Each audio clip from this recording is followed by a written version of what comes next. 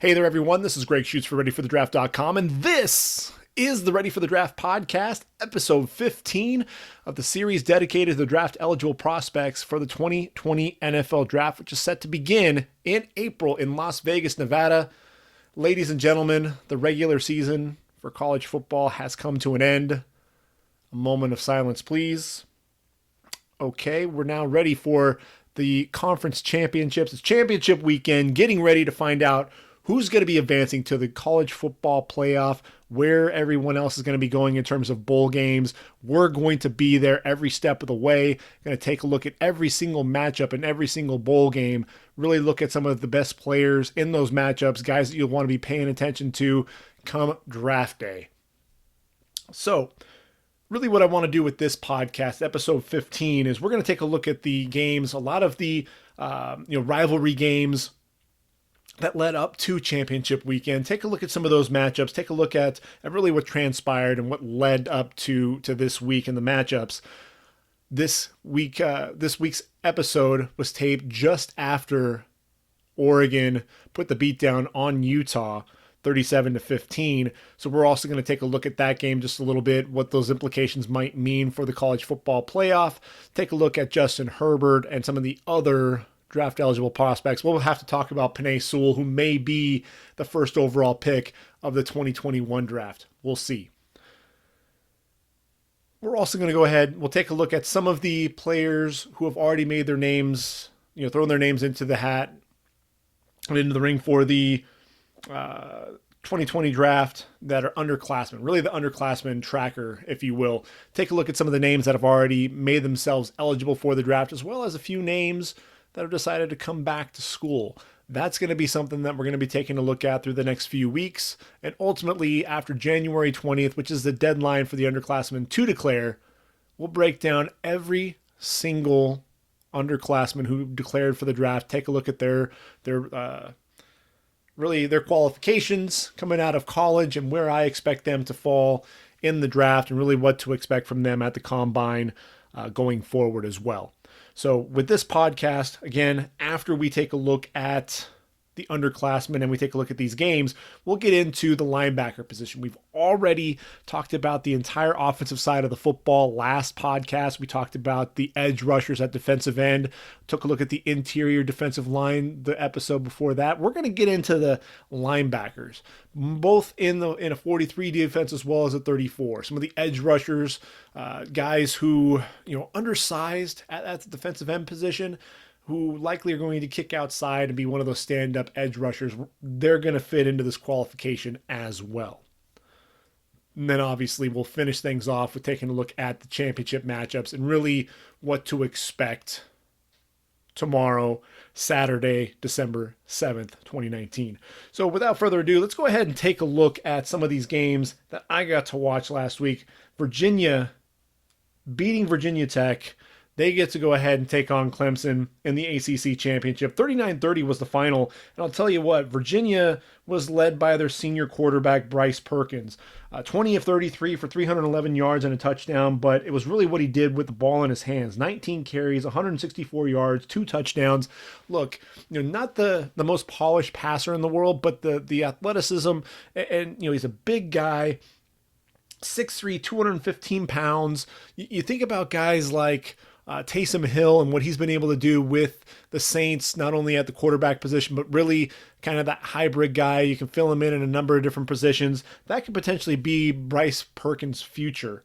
And you see the athleticism, his ability to run with the football, had a 67-yard touchdown run in that game, averaged 8.6 yards per carry, really unreal there. Was unloading the ball to Assis Dubois, 4 receptions, 139 yards, had a 67-yard touchdown there as well.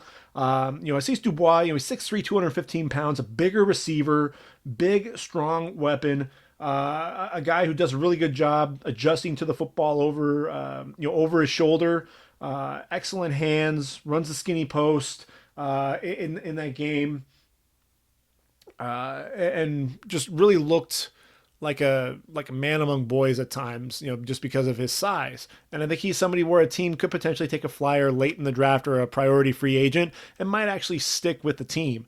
I think Joe Reed is another guy, 6'1", 215 pounds. You talk about the receiver depth with this year's draft class, a chance for this team, for the draft class to really be special with the likes of Jerry Jeudy, CeeDee Lamb, Laviska Shenault, T. Higgins, Henry Ruggs, Devontae Smith, Michael Pittman. The list goes on and on. Jalen Reagor, if you want to throw him in there as well. And that's just the tip of the iceberg with it. Joe Reed is one of those guys who's going to kind of fall through the cracks. 6'1", 215 pounds, real strong hands, catches everything thrown his way, excellent route runner, knows how to get open, 5 catches, 66 yards in that game. I'll tell you what, a guy that really impressed me was Eli Hambeck, 6'4", 300 pounds, a guy who has size, who can play at the defensive tackle position, but really what he's been utilized there at Virginia is as a 5 technique, and I think that he has the size to be able to do that. Showed off some pretty good athleticism as well. Really a space eater. Took up a lot of blockers, but showed some athleticism coming down the line, making some plays, with his legs as well.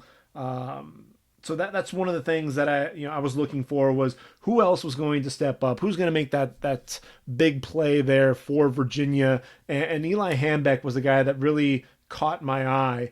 I think obviously when you talk about linebackers, and we're talking about them in this podcast, Jordan Mack is the guy that comes to mind, 6'2", 230 pounds, an inside backer. And, I could see him playing inside in a 34 defense, but really what's interesting about Jordan Mack is, this year, he's really shown a knack for getting after the quarterback. 7.5 sacks this season alone, 24.5 total tackles for loss in his career. Had 114 tackles his sophomore season. Very active, showing now that he can get after the quarterback as well. Not going to be a guy, I think he'll be a day 3 pick, probably a mid to even late day 3 guy, but a guy who I think is definitely going to... he takes good angles to the ball, very intelligent player, up for the Campbell Trophy, which is essentially the academic Heisman there for the college football. Keep an eye on Jordan Mack. I think he's a guy that could end up, being a player there down the road. Dax Holyfield for Virginia Tech had 9 tackles and a sack in the game, 6'1", 232 pounds. The sophomore, not eligible for this year's draft, but a guy, a name to watch out for as we move forward, in 2021. Now, Memphis taking on Cincinnati. This was a game, I'll tell you what, I really wasn't sure what to expect in the game. Memphis and Mike Norvell, high-powered offense. What were they going to do against Cincinnati, a team that, frankly, their defense, one of the best in the American Conference. And they have Michael Warren, one of my favorite running backs, a guy who just really knows how to pound the ball between the tackles. And Memphis getting a 10-point victory, 34-24, the 18th ranked Tigers over the Bearcats, ranked number 19 in the country. Brady White, an efficient day, 233 yards passing and a couple of touchdowns. And really the big guy there was DeMonte Coxey. 6 receptions, 145 yards and a score. He and Kadarian Jones, the receiver, 2 receptions, 53 yards and a touchdown. But look, when you watch this, and this is going to be a matchup, really a rematch in the American Athletic Conference Championship tomorrow. But DeMonte Coxey, 6'3", 200 pounds, a big wideout, very strong, really a weapon up the seam, does a good job adjusting to the football over his shoulder as well. And then there's Antonio Gibson, not much of a factor in the game, but 6'2", 223 pounds, second-year JUCO player, but a guy who just lines up everywhere. He lines in the slot, lines up in the backfield, lines up split out wide. This was a guy who had a touchdown receiving, rushing, and in the return game. And he's somebody who just makes plays whenever you get the ball in his hands. And he's so big, he's so physical, he's difficult to bring down, but he's really fast as well. Really burst on the scene this year, and he's going to be somebody for teams to keep an eye out for as we move forward through the draft process. We'll be really curious to see what he runs in the 40, because he's one of those guys who's a highlight reel waiting to happen. And when you have that type of size, he's one of those guys kind of flying under the radar in this wide receiver class. Damonte Coxie, I think it would behoove him to come back for one more year, play with Brady White, and then he'll be a sophomore. Kenneth Gainwell at the running back position. Really, I think Mike Norvell is one of those hot names at the head coaching position. So there's going to be some questions as to whether or not he's going to come back. Mike Warren, really a powerful back after contact, really a guy that you have to swarm in order to bring him down, and really shows off power in the run game around the goal line. 21 carries, 122 yards and a score in that game, busted off a 39-yard run. So he shows off some speed. He's not going to be a guy who's going to really take it the distance, but a guy who has a really good burst, has a powerful lower body, excellent balance to run through contact. Reminds me a little bit of David Montgomery in that respect, because he can just run through contact and keep on going. And then Josiah DeGuara, their tight end there for the Bearcats, 6'3", 240 pounds, showed off really good hands, good route running ability as well. Does a good job finding the zone, the voids in the zone over the middle for the new quarterback, as Ben Bryant was filling in for Desmond Ridder. Just not enough there for Luke Fickell's team. That's going to be an interesting matchup down the road. Boise State had a tough time there with Colorado State. 31-24 was the final. Was keeping an eye on Curtis Weaver. That was really the guy that I wanted to see. And I think he's one of those guys who's going to have a breakout year as a rookie in the NFL next season, should he decide to come out. And I think everybody's expecting him to. I likened him to Derek Barnett in the last podcast. Show that he can drop into coverage a little bit, read the quarterback's eyes, allow those eyes to take him to the football. Stand up defensive end. Linebacker. The left tackle tried to cut him, kept his balance. Quarterback tried a quick throw. Understood exactly what was going on. It was third and short. The cut block didn't really work. Kept his balance. Was able to leap up and bat the pass down. Curtis Weaver, to me, I think is solidifying himself as a first-round pick. Ezra Cleveland, the left tackle, 6'6", 310-pound junior. I watch him. His pad level can get high at times, and I think he'll get driven back.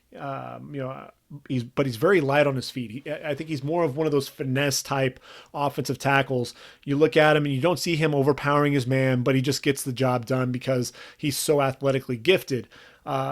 He needs some power though, and I think he's going to be a developmental guy. That's why I don't see him getting drafted quite as high, because you want to have an offensive tackle who's going to have some power to his game. And, he's just such a finesse tackle right now that he's going to need to develop a little bit more in that area. But I'll give you a name from next year's draft, and that's Trey McBride, the tight end there for Colorado, 6'4", 258-pound sophomore. But man, he's got tremendous hands. He went 9 receptions, 101 yards, and a touchdown in that game. Like I said, tremendous hands. He's one of those guys that is going to sneak up on you as a draft eligible prospect. And I'll tell you what, next year, I'll be curious to see how he times. He is such a weapon in the passing game. Everyone's looking for the next George Kittle. And, you want to see some of these guys and how they time. I'll be curious to see what Trey McBride does moving forward. So, that's one of the guys for me to keep an eye out for here next season. Washington taking down Washington State 31-13. Jacob Eason, 15-22, 244 yards and a touchdown in the game. Here's the thing with Jacob Eason. He's still just so inconsistent. Everything, you can see the arm talent. That's apparent. We know that he has the arm talent, but, the consistency with his throws, with his ball placement, I think he has a little overconfidence with his arm, trying to fit things into tight windows a little bit.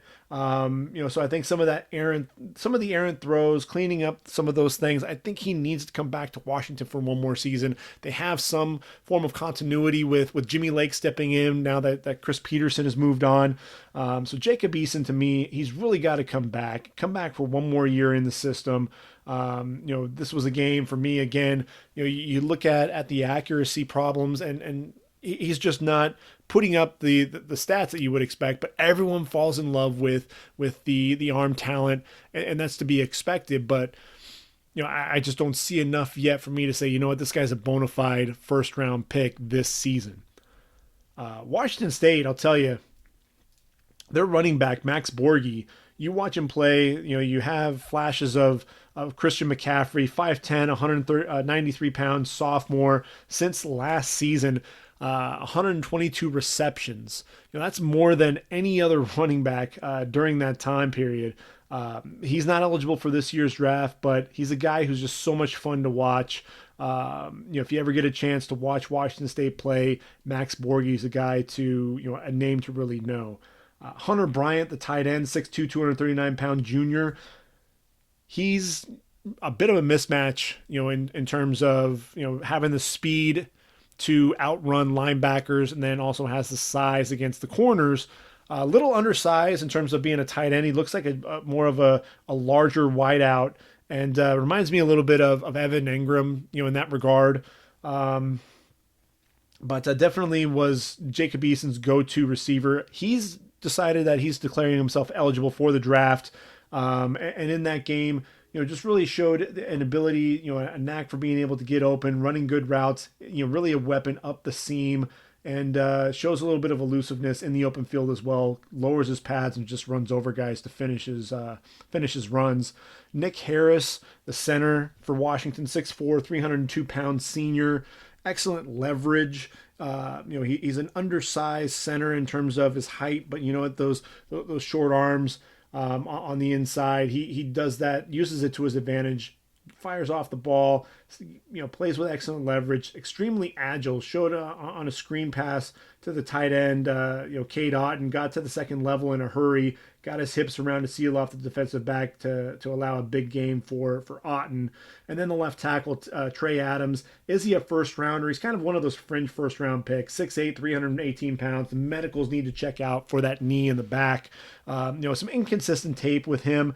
There are times where he looks polished, looks like he has the pass sets look very polished. The kick slide, being able to take the proper angle to beat the guys to the edge. Does a really good job mirroring the defensive ends in pass protection. Hands under the pad level, keeping his feet moving on the run plays. Nice short choppy steps. Slid to his left, picked up the defensive back with ease in this game. But let's see. He'll get a little bit too far out over his toes.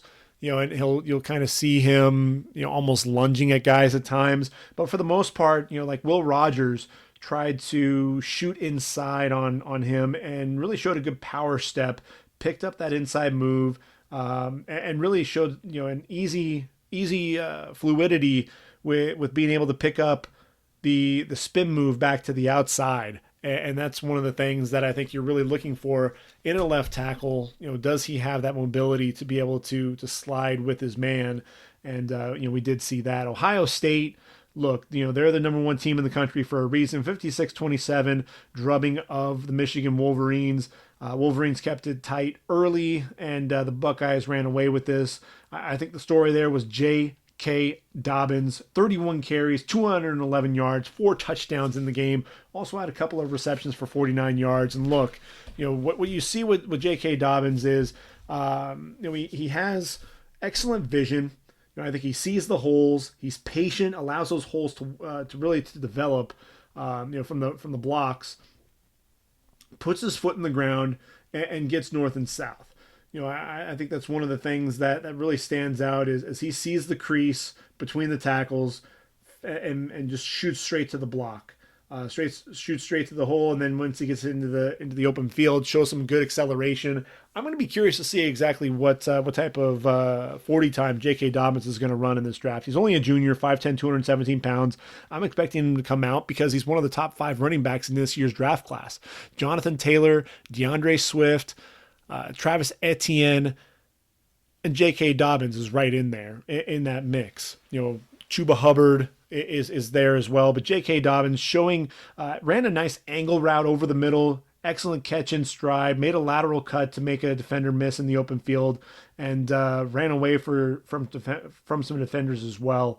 28-yard pickup on that on a 3rd and 14 play. So he's showing he can be a weapon in the passing game on 3rd down, which is really what you want to see. Jeffrey Okudah, the corner, showing why he is the number 1 corner in the draft. 6'1", 200 pounds, the junior, pinning Nico Collins, the big wide receiver, to the sideline. Very physical in press coverage, and really never allowed Collins to really run the route, that he wanted to. He really just kind of pinned him up against the sideline, using that to his advantage. He's just one of those guys. He's so instinctive, reads the man, understands the routes, understands the concepts, studies them very well. Collins breaking through on a slant route, showed an ability to get inside the wideout and get his inside hand in to knock the ball away. The ball skills are absolutely evident there. And Chase Young in this game, the 6'5", 265-pound junior, shows excellent hands. The power in his hands, I think, is one of the things. You see him jacking the right tackle, Jalen Mayfield back, forcing the quarterback out of the pocket, chasing down Shea Patterson a little bit. Saw a lot of double teams and in this game, and really wasn't quite as effective as he would have liked to have been. I thought that John Runyan and Ben Bredeson, specifically, did a pretty good job against Chase Young, who only had 2 quarterback hurries in this entire game. Never actually got a tackle in this game. So I think that's going to bode well for John Runyan, as a potential tackle or guard. I think, there's some versatility there with him. 6'5", 321 pounds. Even when Chase Young would beat Runyan to the outside, he'd open up and really just kind of push him up the field away from the pocket. I thought that he did a decent job anchoring against the bull rush, play with pretty decent leverage. And then, also in the running game, climbing to the second level, finding Malik Harrison, the outstanding linebacker, who we're going to talk about here in a little while. Just really impressed me. I thought he had, a shaky start to the season, but as the season's progressed, John Runyan really impressing. And then Ben Bredeson, one of the best guards in this draft, 6'5", 325 pounds, showing really good leverage, sealing off the defensive tackle, and good hips as well. Really, the biggest thing is for Bredeson. I think the same thing goes for a lot of the other guards, like Shane Lemieux against for Oregon. You saw it in the game tonight against Utah. These are guys. First step quickness by those defensive tackles is really what's going to beat them. And Bredeson got beaten by Devon Hamilton coming off the ball, ultimately dropping Hassan Haskins in the backfield for a loss of 1 yard on a run play.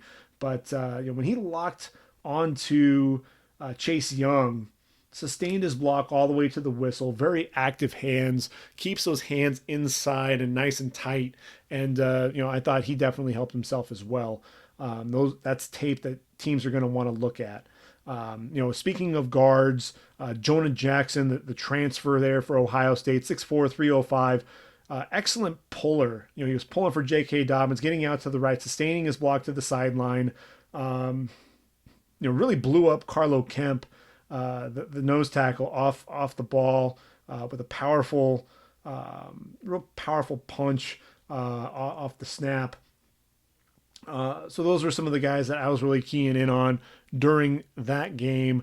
It's going to be interesting to see, exactly what happens there. Josh Uche, who is Michigan's top pass rusher, he's declared himself eligible for the draft.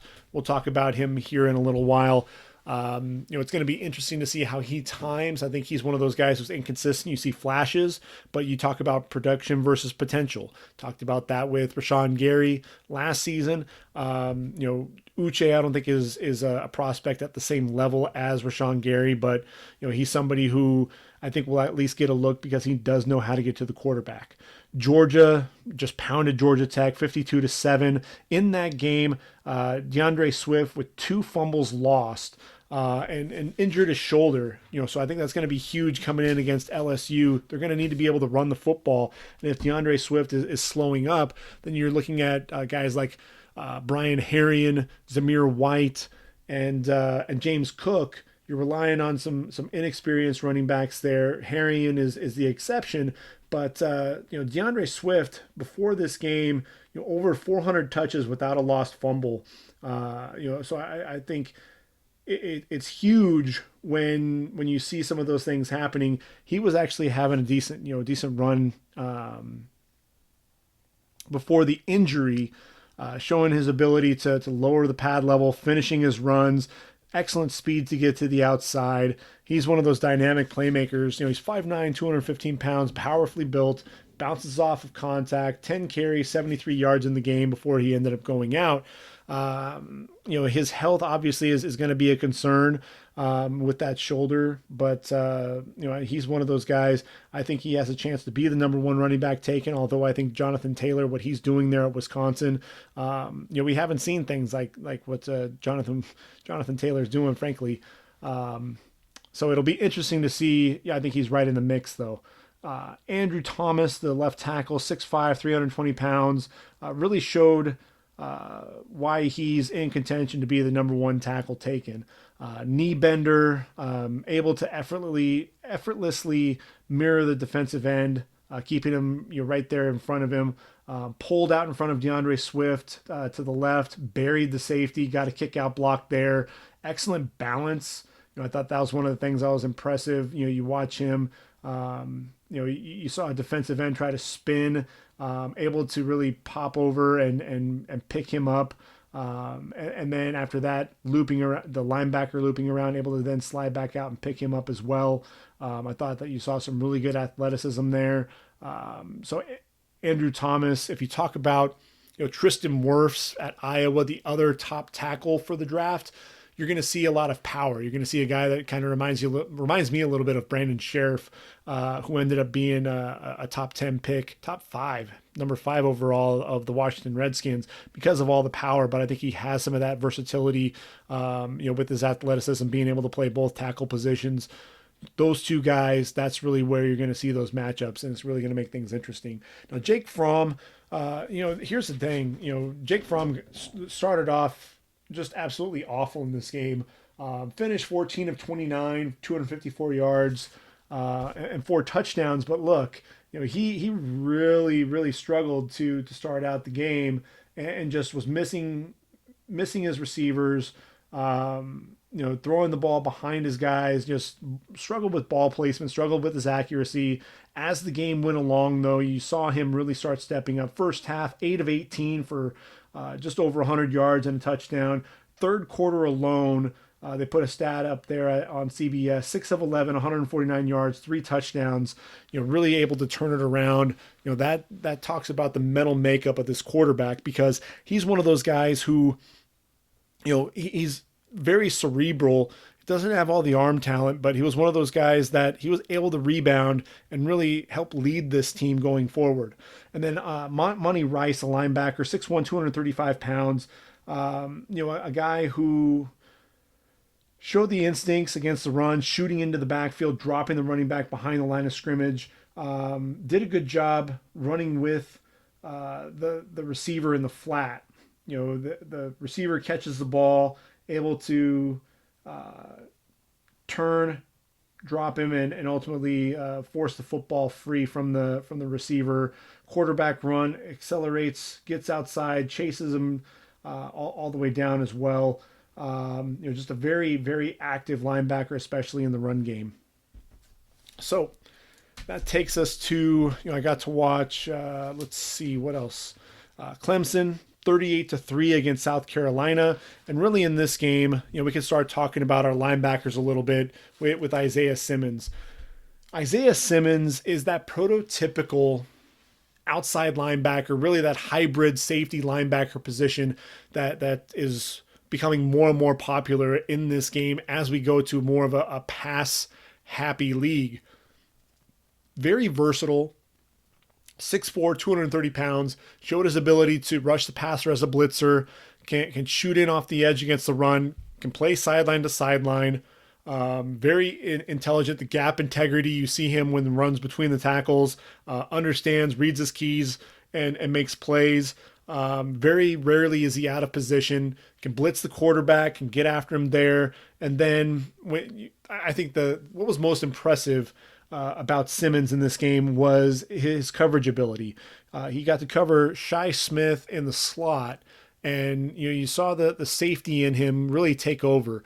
Showed some recovery speed, was beaten initially. The recovery speed to get back to the receiver, got his head around, located the football, elevated with the receiver, had inside leverage, so he was able to get his hand up, long arms, 6'4", 230 pounds, remember, and able to knock that football away.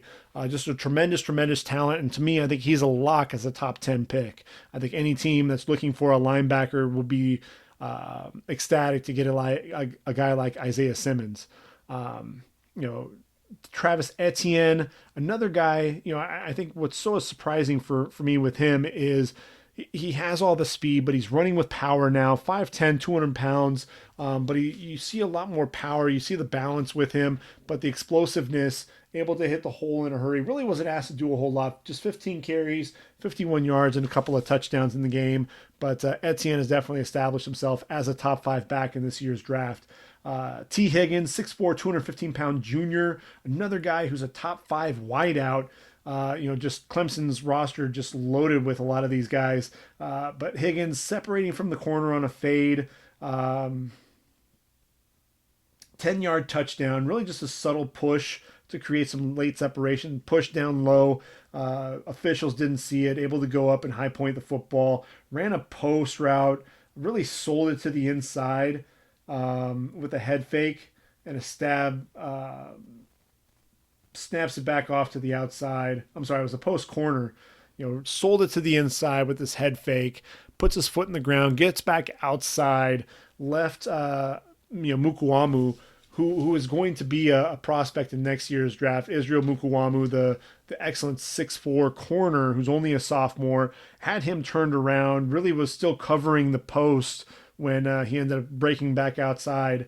And, T. Higgins, you look at him, you see his size, you're not really expecting him to be such a polished route runner, but I thought I was really, really impressed there. And then Javon Kinlaw, 6'6", 310, the speed, the power, driving the center into the backfield. He's one of those guys, just bench presses the guard off the ball, gets into the backfield, drops the running back, just the guy who can really disrupt run plays. Took John Simpson, who I think is one of the better guards in this year's draft, drove Simpson all the way back into the backfield to really disrupt the run. He didn't actually make the tackle on the running back, but he blew that run play up, driving Simpson all the way back so that the running back really had nowhere to go. To me, Javon Kinlaw is absolutely going to be a first-round pick. Which takes us to Alabama-Auburn. Auburn, the 15th ranked Tigers, taking down the Crimson Tide, ranked number 5 in the country, 48-45.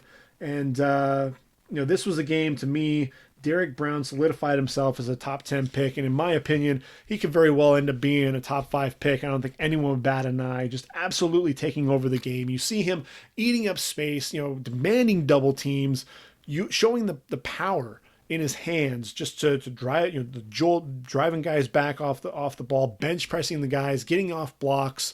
A guy who was so quick off the football, quick hands. You saw some arm overs and some quick rip moves, chasing the quarterback outside the pocket. A guy who was just so active behind the line of scrimmage. You always had to know where he was on every given play.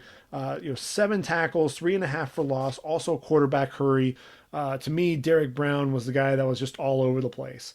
Alex Leatherwood for Alabama, 6'6", 310 tackle. Showed some good hips, in the running game, sealing off the edge, creating a big hole for Najee Harris. But I think what he showed his ability as a run blocker, but he struggled, got a hold against Nick Coe, got his hand up as Coe was coming off the edge. Didn't really move his feet. Kind of his hands got too high, so he needs to work on that hand placement. And I thought Marlon Davidson, the 6'3", 276-pound defensive end, who could be a fringe day 2, day 3 guy, really exposed Leatherwood a little bit, coming off the edge. I thought that the feet, the quickness, the really some of that fluidity that we really were expecting to see out of Leatherwood. You didn't see that quite as much because that kick slide, a couple of really quick choppy feet, choppy steps, and then you kind of see some of these longer strides. And Davidson was able to get to the edge time and time again. That's really what I worry about with Leatherwood is, he played guard last year. This is his first year at left tackle. Was still tremendous in the run game. Is he going to be a pass protector? Now, the flip side, what's really weird is Jedrick Wills there on the right side, 6'5", 320-pound junior. His pass sets just look absolutely beautiful, especially for a right tackle. You see him, he gets out of his stance quickly, very good angle on the kick slide, gets some depth as well. I think a lot of these tackles really want to almost square up the defensive end, and the end isn't coming at a straight line. They're coming at an angle, and they're looping around that edge. You've got to beat them to the edge, and a lot of times they're not taking the proper angles because of that. I thought Jedrick Wills absolutely does that. Keeps those hands inside, knee bender. Very very fluid athlete, powerful in the run game. I think Jedrick Wills absolutely helped himself in this game. Let's see. Prince Tega Winogo for Auburn, 6'7", 305. I thought he showed a really good job, against Raekwon Davis, showing some good athleticism, keeping Davis in front of him.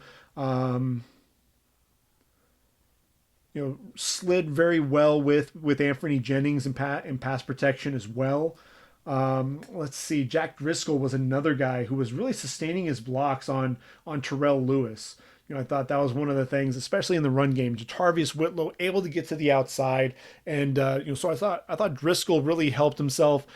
Terrell Lewis, 6'5", 252 pounds. He's another linebacker in this year's draft class, and really he looks more than anything else to be a situational pass rusher. He's real raw right now, and he struggled to get off blocks, and that's really one of his big things, especially against the run. You allow him in space, to just really attack the quarterback, pin his ears back and go. That's really what he's going to be asked to do early on before he can really develop the rest of his skill set. I thought for Bama, obviously Jalen Waddle, his athleticism there at the receiver position, he'll be talked about as one of the top receivers in next year's draft class. But Najee Harris, 27 carries, 146 yards and a touchdown. Also have 4 receptions in the game as well. Showed really good hands, that I thought was impressive. Was able to shake defensive backs one-on-one, finishes, with a powerful, lowering of his shoulder, running into guys, just powering through that. But the athleticism, I thought, surprising athleticism there for him. And, I still think he lacks the burst that's really needed at the next level to be, the bell cow for an NFL franchise. But I think he'd be a nice change of pace with that physicality. I just wonder, you worry, is he going to be another Bo Scarborough, a guy who just hasn't really performed at the next level? Or is he going to be another, Derrick Henry? That's really going to be the big question mark right now. Henry Ruggs had a 37-yard touchdown in this game, really after a 17, able to fight off the corner and then just really accelerate away for the final 20 yards after catching it was a 17-yard gain, really exploded away from him. One of the things that I thought was so impressive was the stop and start. His ability to throttle down after, really tearing out, up the field, ate up the cushion on, corner was in off coverage. Then he plants, stops his feet, comes back for the football, for a back shoulder throw. I think Henry Ruggs is still developing as a route runner. I don't know that I'd necessarily, a lot of people have him as the number 3 wideout in this year's draft class. I think T. Higgins may have him a little bit because of the size, but, Henry Ruggs could very well be this year's Marquise Brown. I don't think that he's necessarily going to be a Corey Coleman type. I think he's more like the Marquise Brown because he does attack the football in the air. I think he's a little bit better route runner than some of those other guys. So Henry Ruggs, definitely a guy to keep an eye out for. Minnesota against Wisconsin, obviously, Jonathan Taylor, what he's doing, the power with his game and the speed. able to also catch the football out of the backfield. He's one of those guys definitely to keep an eye out for. Tyler Johnson really improving his draft stock week after week. Does he have a burst? That's going to be the biggest question, but he's such a savvy receiver. I think you're talking about being a possession receiver at the next level. Kamal Martin showing excellent range at linebacker. Zack Baun, really the speed rusher coming off the edge. We're going to talk about them here in a little bit. LSU against A&M. I mean, come on, Joe Burrow, just absolutely, he's going to end up breaking the record for completion percentages at almost 79% for the year. Just a guy who just always seems to be under control and in control of the offense. Jamar Chase, arguably going to be the Biletnikoff Award winner. He's one of the finalists with, with CeeDee Lamb and Michael Pittman Jr. Has the most touchdowns in the country, so that'll be interesting to watch. Clyde Edwards-Helaire just continues to impress. He's just 5'8", 209, but the jump cuts in the hole to avoid defenders. The quick feet making people miss, and then the burst after the quick lateral cuts to get to the outside, along with the vision to see the cutback lanes. Reminds a lot of people of Darren Sproles. I can understand why, because of that short, compact frame. Damian Lewis, the right guard, 6'3", 332 pounds. This is a guy who just fires off the ball and just really dominates a lot of the defensive tackles. I thought the last 2 games, he's really been dominant, and I think he's really improved his draft stock. Sealed off Matabuke on an outside run, opened a hole for Edwards-Helaire for a big gain. He's a guy, for me, who's really fun to watch. Let's see. What other games can we talk about? Oklahoma and Oklahoma State. So in this game, OU defensively really shutting down Chuba Hubbard. And what's crazy is you talk about 104 yards as shutting Chuba Hubbard down. 6'1", 207-pound redshirt sophomore. Came into the game with over 1,800 yards on the ground. You saw an excellent burst through the hole. That's one of the things. He was so patient, waiting for those holes to open up, and then bam, hole opens up, foot in the ground, gets north and south. Very decisive runner. Just absolute, quick burst. And a guy who's not gonna dilly dally. He's not gonna sit there and have happy feet and dance around. He's gonna hit that hole, get north and south, and then he's gonna accelerate and run away from you as well. Had a little bit of trouble holding on to the football in the game.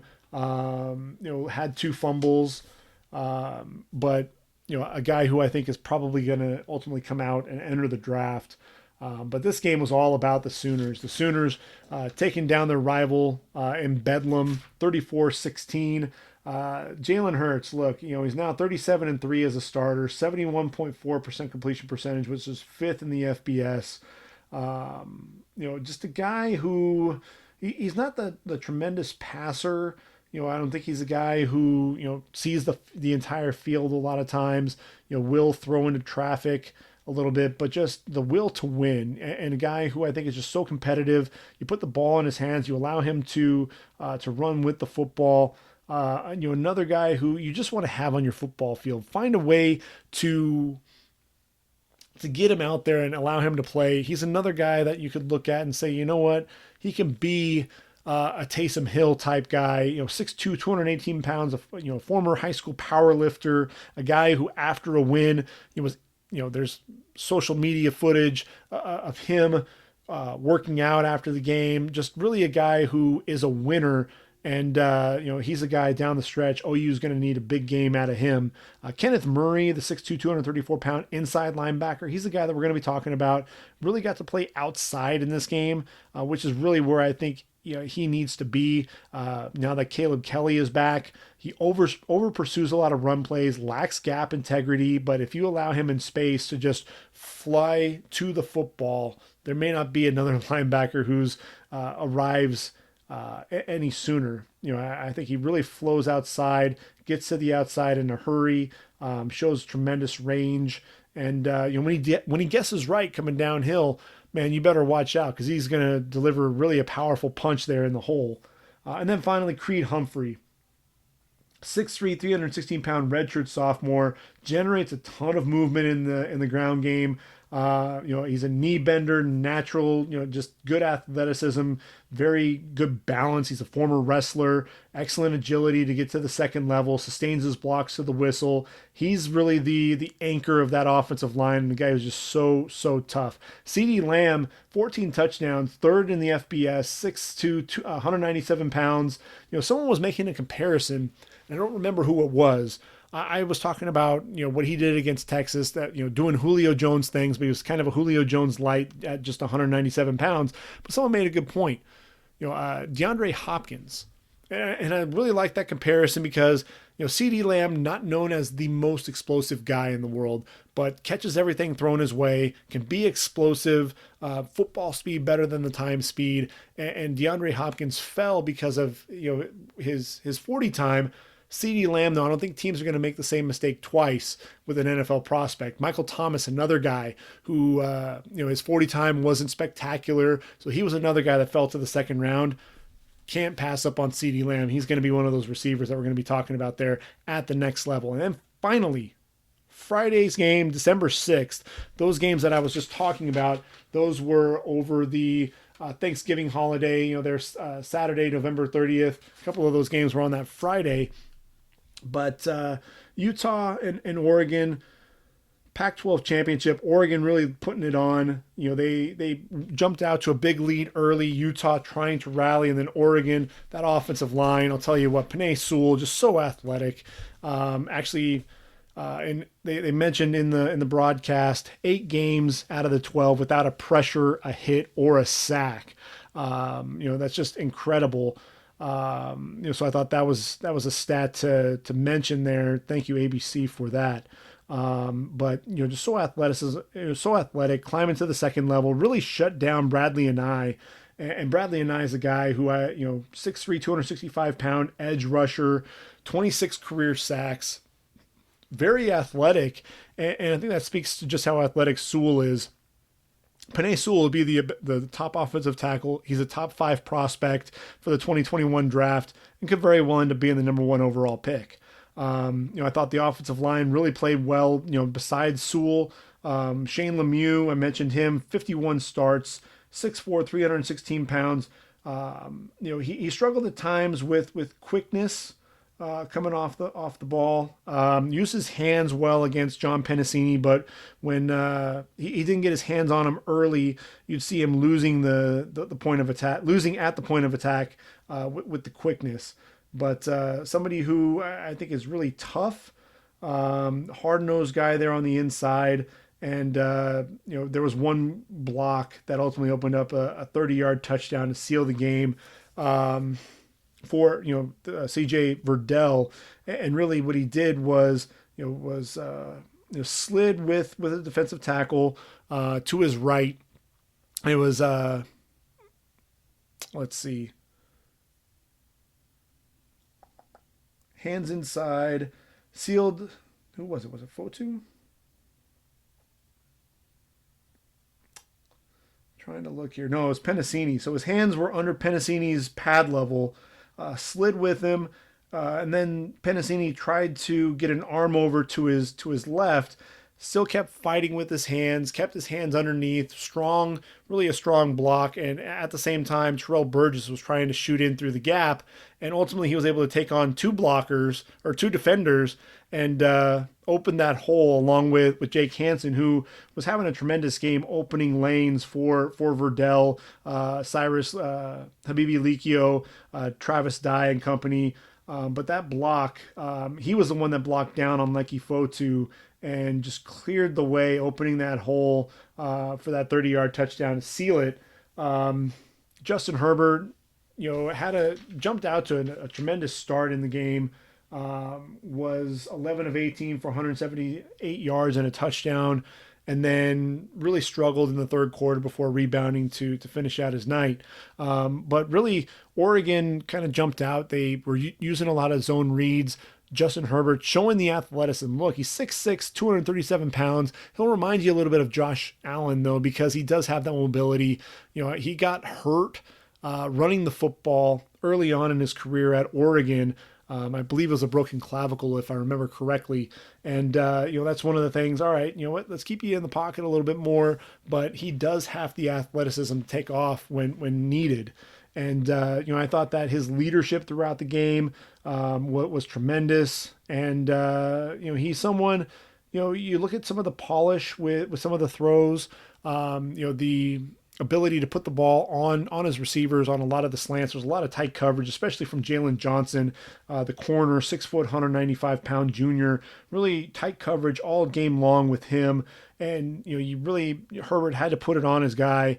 And the big thing that Herbert needs to watch out for is, when that line was getting some pressure on him, he's got to watch, just relying on that arm strength. He almost threw a couple of picks that really could have changed the whole complexion of the game. Calvin Throckmorton, the offensive tackle, right tackle there for Oregon, 6'5", 309 pounds. Big, physical, nasty guy. Climbs to the second level pretty well to seal off a defensive back. Physical, like I said, against the run. I thought he was flat-footed at times, trying to block Mika Tafua there on the edge in pass protection. Lacks some of that foot speed. I think he's going to be a right tackle. He's going to be one of those physical guys, one of those maulers. He's just going to have to make sure that he watches himself so that he doesn't get his quarterback hurt. He's got to get really move those feet. Troy Dye, the leader there for Oregon, 6'4", 226 pounds, 4-year starter.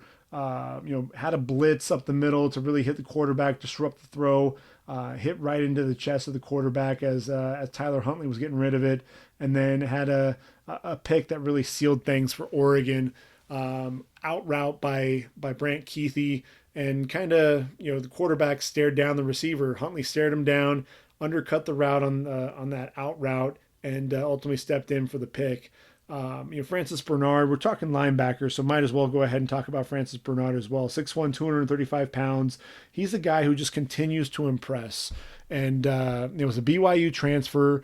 He's somebody who I think is going to end up being in the top 5 the top 10 of my linebackers, just because he just continues to make plays. And that's something that, when you looked at him at BYU, and if I can get my computer to work here, was at BYU 2015, 2016. Let's see, in 2016, 79 tackles, had 3 interceptions, 3 pass breakups, comes to Utah, 73 tackles, 7.5 for loss, another couple of interceptions as well. Just very active, instinctive player, a guy who flies around to the football. He's really done well. I think he's made himself some money with this play there at Utah.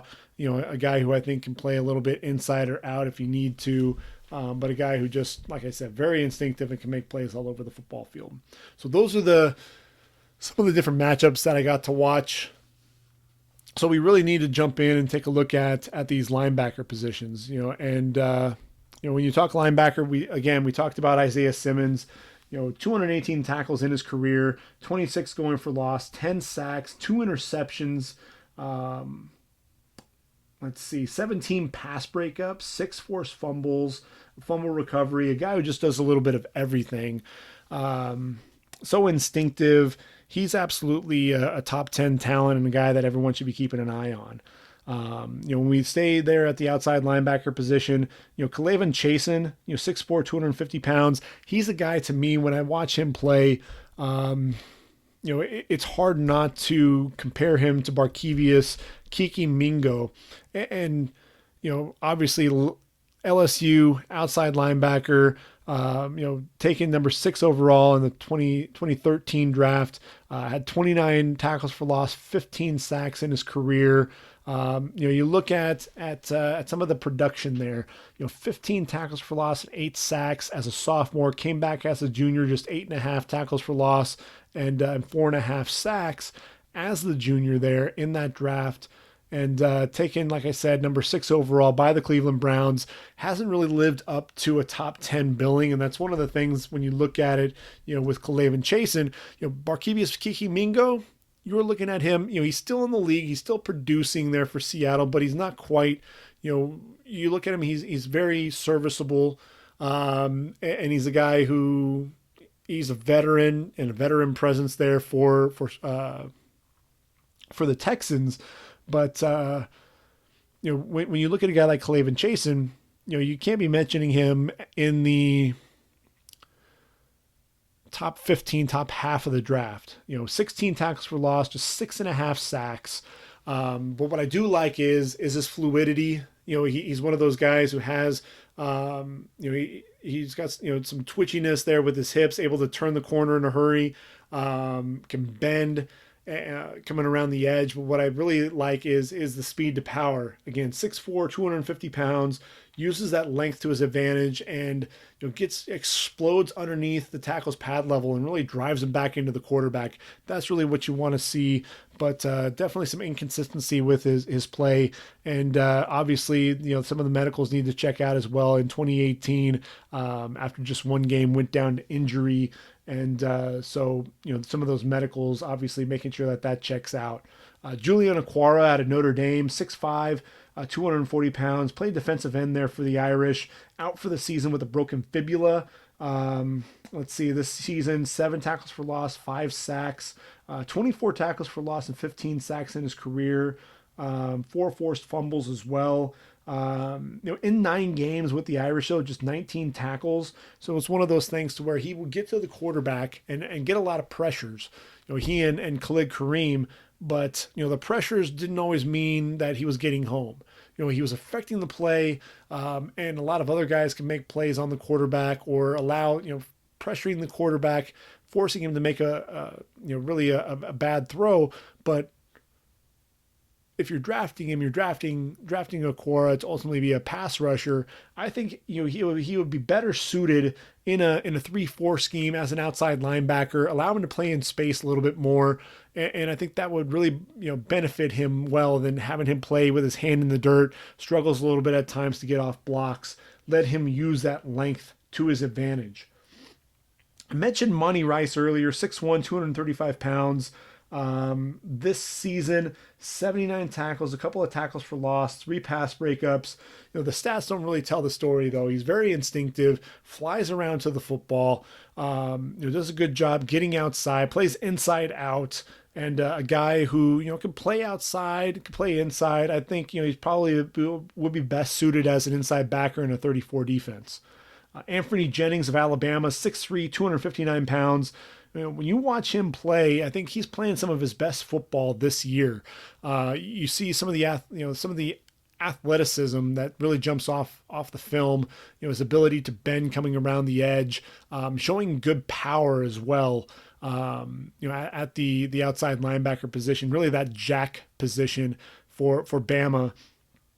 12.5 tackles for loss, 7.5 sacks this year. That 7.5 sacks, the most production getting after the quarterback. A season ago, just 5.5 sacks. But look, he had 11 pass breakups as well. He has tremendous length. 18 total pass breakups in his career, 2 interceptions as well.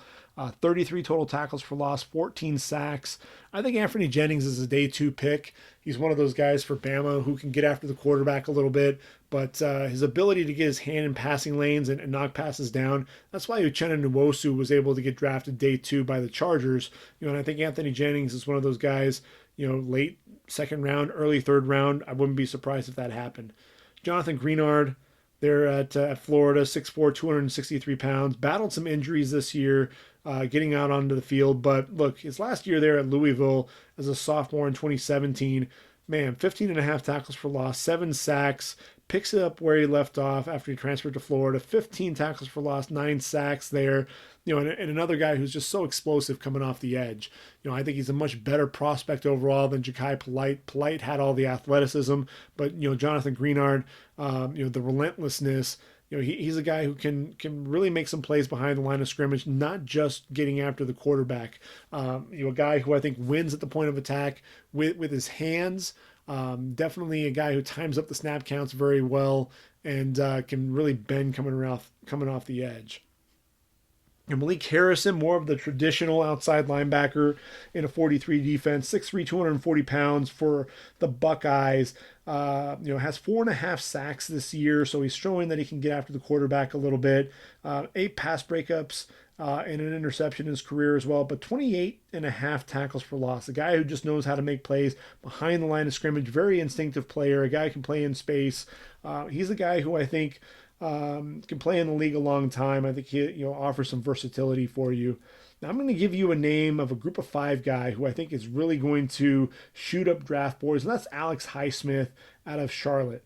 When we talk about some of the group of 5 guys, another Conference USA guy was Marcus Davenport. Now, obviously, Alex Highsmith numbers don't quite match Marcus Davenport there at coming out of UTSA, but 6'7", 255 Marcus Davenport, 14th overall pick of the Saints, 37.5 tackles for loss, 21.5 sacks, 8 pass breakups, and 6 forced fumbles, to go along with 185 tackles. So you compare that with Alex Highsmith, just 6'4", 242, definitely a 3-4 outside linebacker versus Davenport, who's going to play defensive end. Obviously, we knew that for the Saints, but tackle-wise, pretty close there. 178 tackles. He has 47 tackles for loss. And when you think about that, that's 18.5 tackles for loss as a sophomore. Really showed he could start making plays behind the line of scrimmage there in 2018. Only got to the quarterback 3 times. But he showed that burst coming off the edge, his ability to bend, a really relentless, high motor guy, making plays in the backfield. But what he's done this year is added the ability to rush the passer. 15 sacks to go along with 21.5 tackles for loss. So when you're looking at his stats, 47 tackles for loss, 21 sacks, very comparable to Marcus Davenport. Now, Davenport, obviously, the tremendous athlete with all the size and the length, but I think Alex Highsmith has a chance to make more of an impact than Marcus Davenport because he's one of those guys who's an undersized defensive end who's probably going to play outside linebacker in a 34 defense, and a guy you allow him to play in space, allow him to do what he does behind the line of scrimmage. And I honestly believe Alex Highsmith can end up being one of the top linebackers in this draft. Keep an eye out for him. So I mentioned group of 5, and I'd be remiss if I didn't stay there just for one moment. How about Ladarius Hamilton out of North Texas? 6'3", 260 pounds. Is he a linebacker? Is he a defensive end? He's kind of undersized to be a defensive end, kind of bigger to be on the bigger side to be a linebacker. So it'll be interesting to see what he does at the combine, especially with that body type. But a guy, again, explosive, coming into the backfield, 28.5 tackles for loss from the Mean Green, 15 sacks in the last 2 seasons, back-to-back seasons with 7.5 sacks. So he's one of those guys. He's not going to be playing in a bowl game. Mean Green did not qualify for the bowls, but tune into ESPN Plus. Look for some of those games that the Mean Green played, and keep an eye out for Ladarius Hamilton. He's one of those guys. I hope he gets an invite to the combine. Really curious to see how he tests. But those are he and Hightower, the 2 guys to really keep an eye out for. Now, when we move to the inside linebacker position, Dylan Moses is the name that everyone's talking about. And, rightfully so. He's one of those guys coming into this season. Everyone was predicting that he would be the number 1 inside backer, lock as a first-round pick. I don't see him being a first-rounder right now. I just don't. He's 6'3", 235 pounds. You're looking at more of the potential more than anything else. Last year, 86 tackles, 10 tackles for loss, 3.5 sacks, tore his ACL. So you've got him coming back from an ACL tear. And, really just 1 year as the guy there in the middle for Alabama. So you're really kind of doing more of an assessment of, what could he potentially be in an NFL uniform. We still don't know if Dylan Moses is going to come out. If he does, because of all the injuries, especially with what happened to Tua with his hip, Dylan Moses to me, I think should still be a second rounder, but just because I think there still are some question marks. I think teams really wanted to see him take that next step So I think he's one of those guys that you really have to worry about. You want to see him, can he bounce back from that ACL tear? That's going to be the biggest question. Kenneth Murray at OU, a lot of people talking about him as a late first rounder, 6'2", 243 pounds. I think he's playing out of position inside backer. So I wanted to mention him as one of the outside linebackers. Look, in 2018, 155 tackles, 84 of those, though, were solo, 12 and a half tackles for loss, 4.5 sacks. This season, another 85 tackles, 13 and a half tackles for loss, 3.5 sacks. But here's the deal with Kenneth Murray. Gap integrity is a major issue for me with him. I think he's one of those things, just seems to be out of position there at inside backer, allowing a lot of big run plays to develop as a result. And now that Caleb Kelly is getting healthy and playing inside, you're allowing Kenneth Murray to really play in space. We talked about that earlier here on this podcast. And I think Kenneth Murray, when you're looking at these outside linebackers, he's one of those guys who could definitely slide in and be an early day 2 guy just because of his athleticism. I don't know that he's necessarily a first rounder, but he definitely has the athleticism and looks the part of a first rounder. So, I think that's really going to be the big question. How does he time? I think he's going to be an athletic freak. So I think that's going to help his draft stock. And then it's going to come down to the interviews, because I think teams are going to test him a little bit because you saw the gap integrity, you saw him over pursuing a lot of plays. Can he really diagnose the plays and be consistent, or is he just guessing out there and just a guy who's just flying around to the football? I think that's one of the things. He doesn't have to think quite as much. They were saying in Alex Grinch's scheme, and so that makes you worry a little bit. Is he a guy who can process information quickly? Back outside to the outside backer, I just was looking at this. We talked about Troy Dye, 374 tackles in his career, 40 and a half tackles for loss, 12 and a half sacks, 4 interceptions, 14 pass breakups. Guy does a little bit of everything. I thought this year, really some of the athletic limitations for him exposed a little bit at times, making some of his tackles down the football field. But a guy who can play, he can be a 3-down linebacker. He just needs to play a little bit more consistently. And then Darrell Taylor, the linebacker defensive end hybrid for Tennessee, 6'4", 255 pounds, back-to-back seasons with at least seven sacks, has 24 and a half tackles for loss in his career as well, 7 pass breakups, 6 forced fumbles, knows what to do when he gets to the football. One of the guys who definitely has a burst coming off the edge, can bend around there. He's just one of those guys who's disappeared.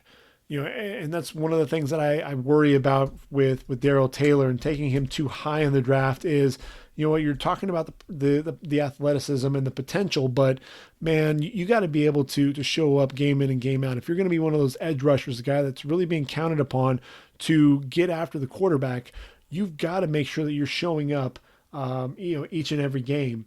What you look at with him with this sacks, a season ago had 3 sacks against Georgia, 4 sacks against Kentucky, and had 1 sack the remainder of the year, and that was against Vanderbilt.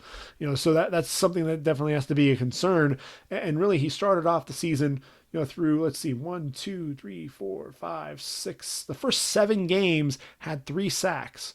And then in the final 5 games, had 2 sacks against South Carolina, a sack against UAB and Kentucky before getting shut out against Missouri and Vanderbilt to close out the season. He's someone who, he'll flash and then he'll disappear. And that's really what you worry about is he going to be consistent enough to be worthy of a high draft pick? And that's really going to be a big question mark for him at the next level. So moving back inside, I know I mentioned Dylan Moses kind of out of turn there. We've talked about Monty Rice. We've talked about Kenneth Murray and what I think of him.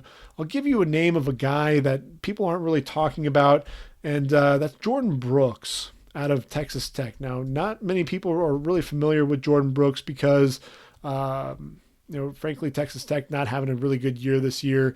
6'1", 240 pounds, just a very, just a really good athlete, very instinctive. 108 tackles this year, including 20 for loss, 3 sacks. Let's see, he has 6 pass breakups in his career, can drop into coverage a little bit, but just so instinctive. He's very decisive, He's one of those guys. We talked about Kenneth Murray. Can he diagnose plays? Can he be, where are the instincts between the tackles? And that's one of the things you don't have to worry about with Jordan Brooks. Sees the play, no wasted movement, and shoots the gaps, making plays behind the line of scrimmage. Very sure tackler as well. He's one of those guys who's underrated. I think he's going to get drafted a lot higher than maybe some people are expecting, just because he is so dynamic of an athlete. Let's see, really more so, I shouldn't say the athleticism as much as it's the instincts that really kicks in. David Woodward, 6'2", 230 pounds, out of Utah State, and 134 tackles as a sophomore, 12 and a half for going for loss, 5 sacks, a couple of interceptions, had 3 pass breakups. This season, 93 tackles in just 7 games. I mean, you think about that. 93 tackles in 7 games. Ultimately was out with an unspecified injury, basically out for the rest of the season. But 5 tackles, another 2 sacks, 4 forced fumbles. The question is going to be, with this injury, does he come back, or does he decide to test the waters and enter the draft? That's going to be a big question mark with him, but teams are going to want to know medically what's going on. So that's one of those things up in the air. You could see him come back for one more year, really ending on kind of a sour note there with Utah State. They're going to end up playing in a bowl game, but not the season that they were expecting after having such high hopes with Matt Wells. Matt Wells leaves to take the Texas Tech job, and Gary Anderson coming in. Jordan Love kind of struggling there at the quarterback position. I'd love to see Jordan Love come back for one more year, really work on some of the things, some of the passes that he was making, not seeing the entire field, really struggling at times. You get him back, you get David Woodward, the quarterback of the defense, back, and you've got some pieces for Gary Anderson to work with. Now, Cal's linebacker, Evan Weaver, 6'3", 235 pounds. Just he's not the most athletic guy. I think you look at him and he's not the most physically gifted specimen, but there may not be a more instinctive linebacker. He's shown that despite some of his physical limitations, he can drop back into coverage. He can read the quarterback's eyes, allows that to take him to the football. No wasted movement whatsoever. I mean, he's so much fun to watch. Had 155 tackles as a junior, 8.5 going for loss, 4.5 sacks, 6 pass breakups, a couple of interceptions, one of which was returned for a touchdown. What's his encore performance? Well, shoot, he had 95 solo tackles this season en route to a total of 172 tackles, just 2 tackles shy of 400 for his career, 11.5 going for loss. That makes it 23.5 in his career, just 2.5 sacks, but he's got 8.5 sacks in his career, 11 total pass breakups, 2 forced fumbles this season as well. Just the instincts jump off the charts. He flies around to the football, and run plays, you better, if you run at him, you better make sure that he's blocked, because he's going to make the play in the open field. Just a very, very intelligent linebacker, and really a whole lot of fun to watch. When you look at the tackle production, this past season had double-digit tackles in all but 2 games, had 20-plus tackles in 3 games. Over 20 tackles in three games, and then had 18 in another game. Just staggering stuff here. And then if you look at it, the season prior had double-digit tackles in all but 3 games.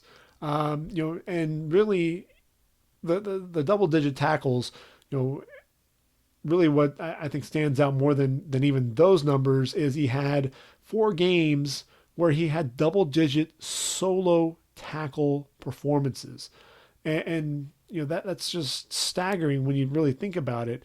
Just how active this guy is, just making plays all over the football field. The athleticism, he's not going to test all that well at the combine, let's face it, but I think he's a guy who will be probably a mid to late day 3 pick. I think he should be drafted a lot higher than that. I think he's going to end up making plays at the next level. I think he's going to be one of those guys that people are going to talk about, man, where'd this guy come from? I think because of the lack of athleticism, teams are going to maybe drop him down, but I think those instincts, you cannot deny what this guy is doing out there on the football field. Patty Fisher, another very instinctive inside linebacker there for Northwestern, a guy with back-to-back over 110 tackles in each of his first two seasons there with Northwestern. This past season, 88 tackles, has a total of 20 tackles for loss in his career, 8 pass breakups, 9 total forced fumbles. This year was kind of a down year for Northwestern as a whole, and I thought Patty Fisher, a lot of the plays that he was making, playing inside out, playing fast. I thought that you didn't see him playing with that same level of confidence that I think we saw as a freshman and sophomore. People also knew who number 42 was out there on the football field, so they were really trying to key in on him and force other guys on that defense to beat him. But some of the plays that he was able to get to from inside out, he just wasn't able to work through some of the traffic. Coming downhill wasn't always as reliable in the open field. I think he was pressing a little bit there to make a lot of plays for the Wildcats. So he may want to come back for one more year to really put more consistent tape out there. I think hopefully the scouts would look at it and say, not what have you done for me lately, but look at the whole body of work. I think Patty Fisher probably will come back. He was initially talked about as a first rounder, probably going to fall to a late day 2, maybe even early day 3 pick, depending on how he tests at the combine. But, a guy who I think should come back for one more year. And then there's Shaq Quarterman there from Miami, 6'1", 240 pounds. A guy who, to me, I watch him, and he reminds me a lot of Denzel Perryman, just really a thumper there on the inside there for Miami. Started every game there in his career with the Hurricanes. He's going to end up with, 52 starts under his belt. Really having his best year this year. 96 tackles, 15.5 for loss. That's 46.5 for his career, 345 tackles, 12 total sacks, only has 1 so far this year, 13 pass breakups in his career, and 2 forced fumbles. A guy who, he's inconsistent, I think, at times in coverage. I think there are times where he gets lost, but there's no doubt against the run. He's a force. He really plays well coming downhill, plays inside out very well. Gap integrity is not an issue with him. And when he drops into coverage, does a pretty good job reading the quarterback's eyes. He just struggles with man coverage more than anything else. And I think that's really, going to be what he's going to have to prove, is that he can, when he drops into coverage, he's going to be able to, stay on the field on passing downs. And I think that could potentially impact where he ends up getting drafted. He could end up being a 4th or 5th round pick when it's all said and done. But I think he'll test pretty well. I think he's a pretty good athlete, and he's actually been one of my favorite guys to watch there for the Hurricanes over the last 4 years. I can't believe his career there at Miami is coming to an end. So those are some of my linebackers to really keep an eye on and watch out for. I did mention Davion Taylor. They're playing there at Colorado. He's really going to be a guy that I think we're going to talk about at the safety position. And some of the safeties, linebackers, we'll take a look at that as we talk about the secondary, which we'll get to talk about in next week's podcast. So that's it for the linebacker position for now. We're going to go ahead and briefly touch on some of the matchups here in the championship weekend, what to watch out for. Appalachian State taking on Louisiana in the Sun Belt Championship. App State, I think Darrington Evans is a nice running back for them.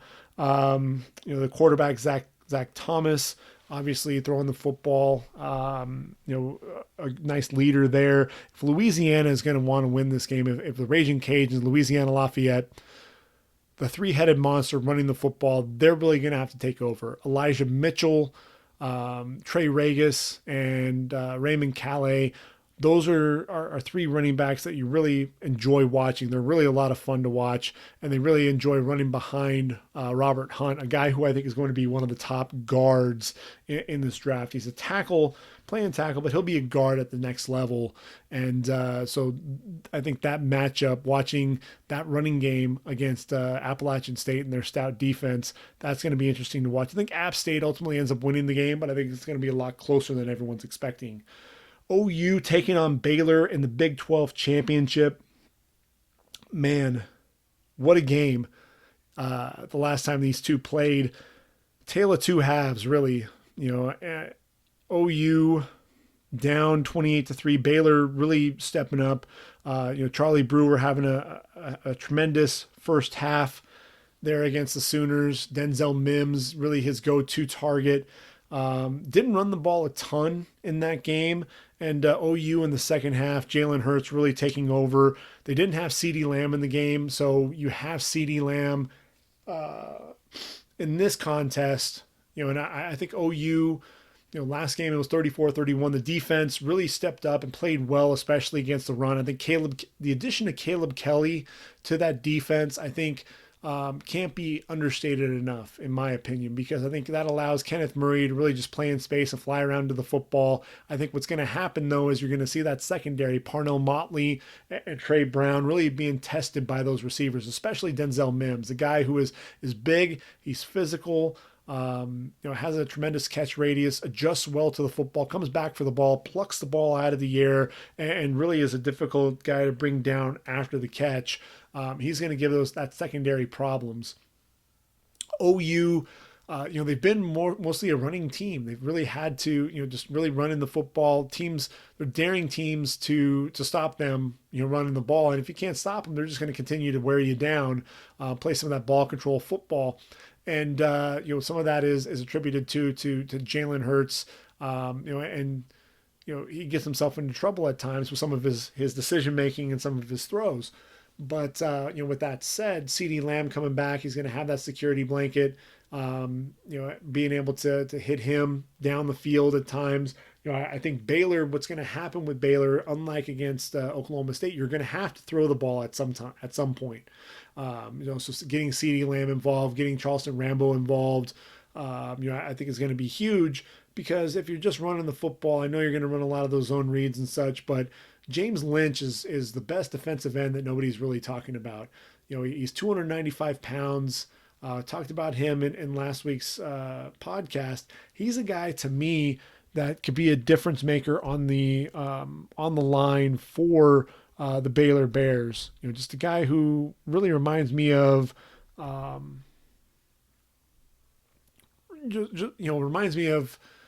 Justin Smith for Missouri, just because he's not quite as athletic, but just a guy who just continues to work, a tireless worker, excellent hands, shows a pretty good burst coming off the edge. And then Bravion Roy, the 6'1", 333-pound nose tackle for the Bears.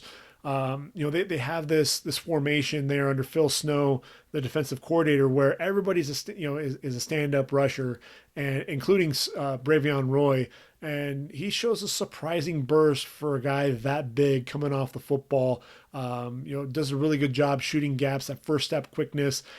That matchup against Creed Humphrey is going to really be a lot of fun to watch. Can Creed Humphrey, keep him in front of him? Can he, utilize his power steps, be able to mirror Roy, or is Roy going to beat him with the quickness coming off the football? That's going to be the big question. Is Roy going to be able to take on multiple blockers? Can James Lynch, with his nonstop motor, his effort, his ability to really push the tackle back into the quarterback, if they can disrupt Jalen Hurts, make him make some poor decisions, I think it could be a long day for the Sooners. At the end of the day, though, I think the Sooners will impose their will. I think the defense is going to make enough plays, and I think ultimately the Sooners will win the Big 12 and will go on to the college football playoff. Florida Atlantic taking on UAB, Conference USA Championship. Lane Kiffin going to be announced as the Mississippi head coach, according to ESPN and a couple of the other media outlets. Florida Atlantic, they're a team that lost Devin Singletary. They lost their linebacker Azeez Al-Shire, who's playing at the next level as well. So don't know a whole lot about Florida Atlantic, to be perfectly honest. UAB, what I do know about them is David Reeves and their defense, top 10 in a lot of statistical categories in the FBS. Spencer Brown, the running back, is an explosive, powerful back as well. So that's going to be really a fun, intriguing matchup that people aren't really talking about there within Conference USA. Talked about the American Athletic Conference Championship. Memphis taking on Cincinnati. They're at the Liberty Bowl. I feel like we just did this, and here we are doing it all over again. Kenneth Gainwell, the running back there from Memphis, is going to, they're going to have to make sure that they try to shut him down the best that they can. Kobe Bryant, the corner there, named after, his parents named him after their favorite basketball player, Kobe, Kobe, son named Coby Bryant. See what he can do against the likes of DeMonte Coxie, Antonio Gibson, slowing some of those guys down.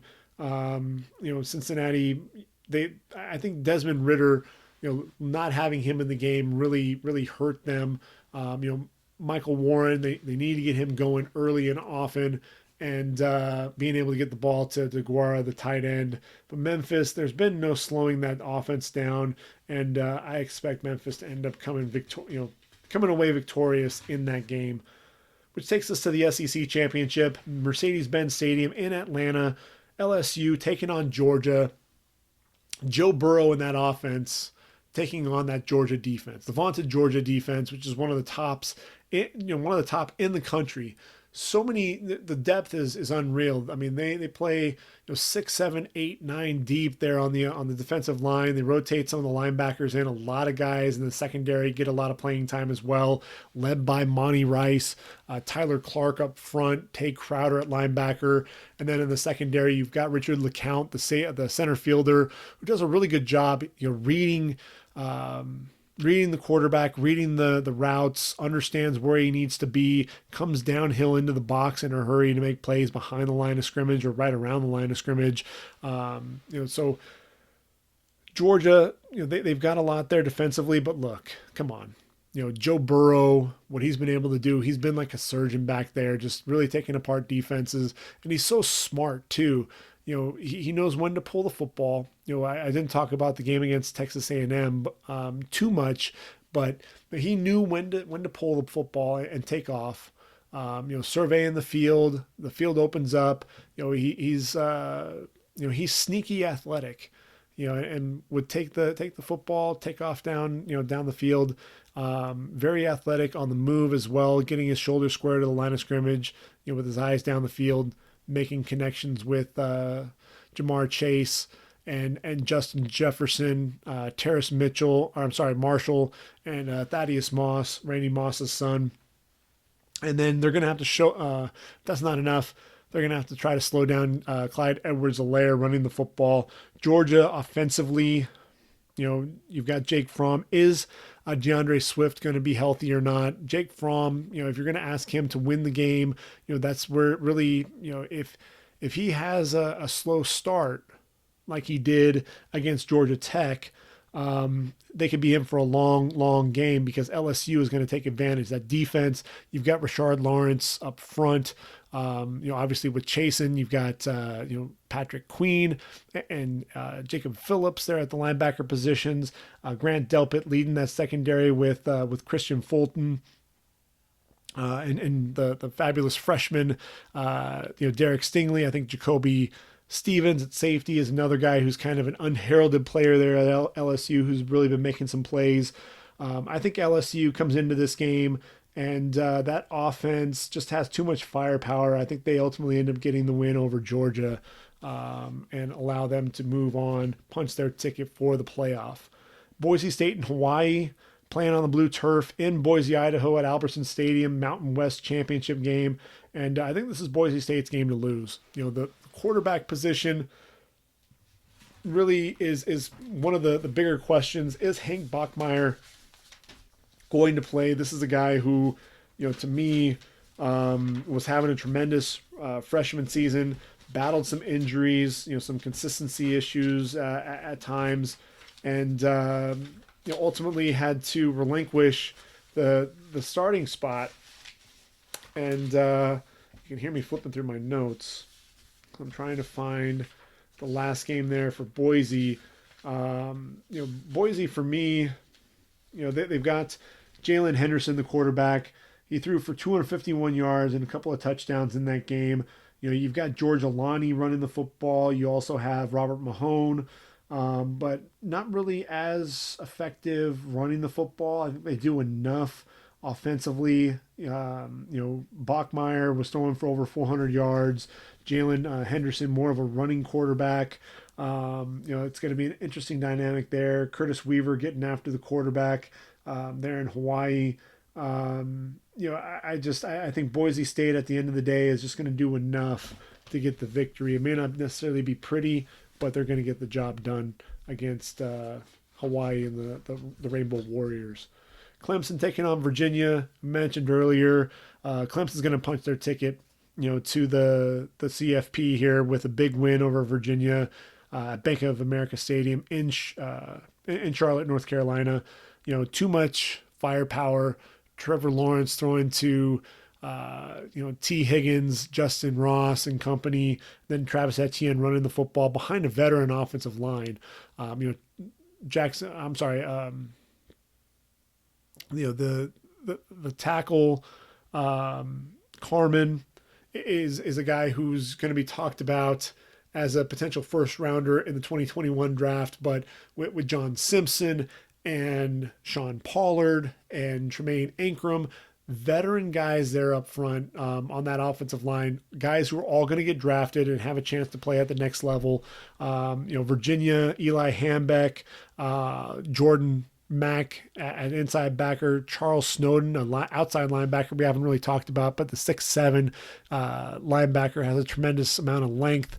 I think what they miss is Bryce Hall in the secondary. Would have loved to have seen that have him go up against T. Higgins, but Bryce Hall going down to injury, out for the year. The ball skills there, you can't just teach what he has in terms of the instincts with the ball skills.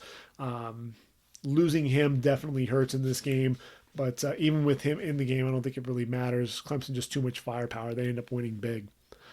And then the Big Ten Championship, Ohio State taking on Wisconsin, Lucas Oil Field in Indianapolis, Indiana.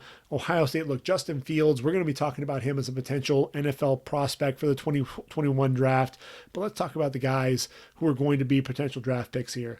JK Dobbins, I think, is going to have a big game. He's going to have to against Wisconsin. Wisconsin's defense, I thought, showed up very well against Minnesota. Very surprising that Minnesota wasn't able to get the running game going, but Ohio State so explosive. I think that's one of the things. They jump out to a big lead. Can Wisconsin really do they have an explosive enough of an offense to be able to make that up? Penn State was able to do that against Ohio State, just ran out of a little bit of time. I just don't know that Wisconsin is as explosive as they need to be to upset Ohio State. I look at Ohio State, that offensive line, Jonah Jackson at the left guard position. He's one of those guys to watch. Wyatt Davis, the right guard. We may be talking about him as a potential first rounder in next year's draft. And then obviously Ohio State defensively. Come on. Chase Young, Cole Van Lanen, watch out. You're going to be in for a long day, my friend there at the left tackle position. Chase Young just living in opposing backfields, so explosive coming off the edge. But he's not the only guy. That's one of the things that I think is so, Ohio State defensively up front. You've got Devon Hamilton, Robert Landers at defensive tackle. The linebackers, Pete Werner is a junior, but a veteran guy. Tuff Borland in the middle. And then Malik Harrison, who we talked about earlier. In the secondary, is Sean Wade going to play? That is a question at that safety position, but Amir Reep played well last week in his stead. Jeffrey Okudah, absolutely the number one corner in the 2020 draft. And I think you'll get to see why. He'll be matched up quite a bit with Wisconsin's top wideout, Quintez Cephas, a guy who I think really has stepped up and played well. I don't know that he'll enter the draft. He just fought his way back onto the roster there at Wisconsin after being falsely accused of sexual assault. Won that case, ended up getting reinstated at Wisconsin, then reinstated onto the football team as well. And all he's done, he's caught multiple passes in every game there for Wisconsin. And the team went away from some of the vertical threats. I want to see them really test things, though. He's one of those guys who I think can get vertical, and I think he's one of those guys who has the skills to test Jeffrey Okudah a little bit. I want to see that. I want to see some of those matchups that are really going to test Jeffrey Okudah. I mean, obviously, the biggest matchup that I want to see is Ohio State and LSU ultimately in the college football playoff championship. Really getting to see what Jeffrey Okudah can do against the likes of Justin Jefferson, Jamar Chase, Terrace Marshall. I keep doing that. Ohio State, they also have Damon Arnett, who's going to get drafted. I think he'll probably end up being a day 3 guy, though. Jordan Fuller, the veteran there at the safety position, he's actually improved quite a bit. I think he'll probably end up being a 4th rounder when it's all said and done at the safety position. Wisconsin, offensively, it's all about Jonathan Taylor. Only he and Herschel Walker have rushed for as many yards, over the first 3 seasons. I think that's one of the things that is just so impressive about Jonathan Taylor. Yes, he's not the pass catcher that some of the other guys are, but he has improved his hands. 5'11", 219 pounds. Almost 6,000 yards on the ground. I mean, it's staggering what this guy's going to do. He's at 59-32, so he'll end up going over 6,000 yards for his career in the game. 38 receptions, 22 of them so far this year, 5 touchdowns. But he's got 20 touchdowns this year, 49 in his career, 6.7 yards per carry average in his career as well. He ran behind an offensive line with 3 guys who are still that are now in the NFL, and David Edwards, if you're going right to left, David Edwards, Bo Benshaw, and Michael Dieter. And David Edwards really making an impression there with the Rams.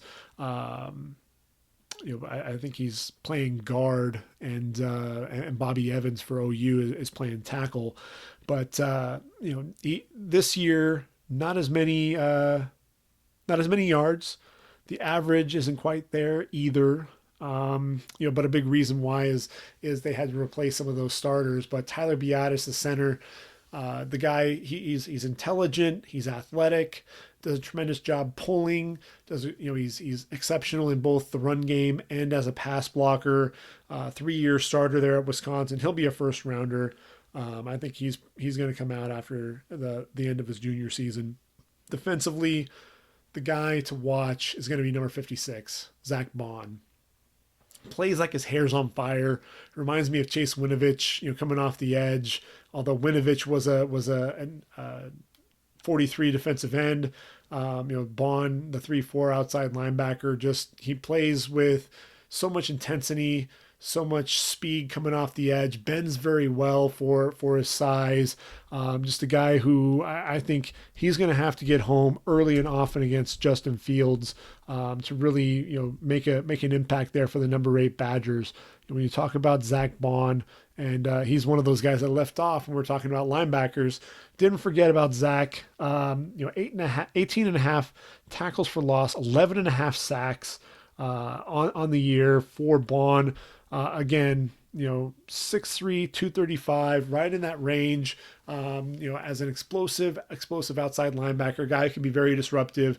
And, I think, that's going to be the test for those offensive tackles for Thayer Mumford, Brandon Bowen, having to deal with Baun. That's going to be the big question. And I think you're going to see, the tight ends. You're going to see Luke Farrell. You're going to see Jeremy Rucker probably, looking to double team him a little bit, or maybe the guards, either Wyatt Davis or Jonah Jackson, getting in there on him as well. Maybe even a chip from JK Dobbins here and there as well. But I just think Ohio State has too much. I think they end up going in and winning convincingly to punch their ticket for the college football playoff. So when it's all said and done, I think you're going to have Ohio State at 1, LSU at 2, Clemson at 3, OU at 4.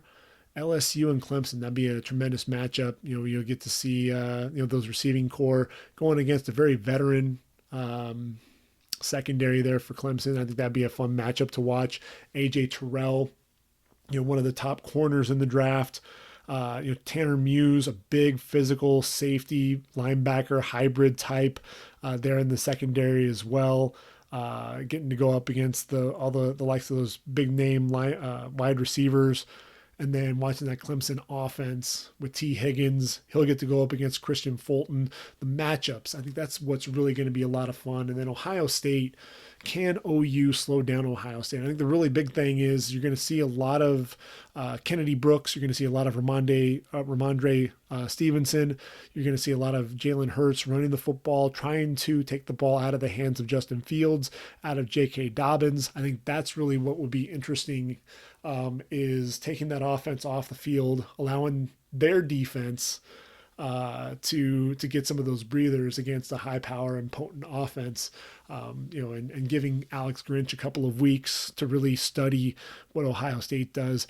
That would be an intriguing matchup as well. I think ultimately what you'd have is likely Ohio State and LSU coming away victorious, although there is a darn good shot with what Dabo Swinney is doing there in Clemson.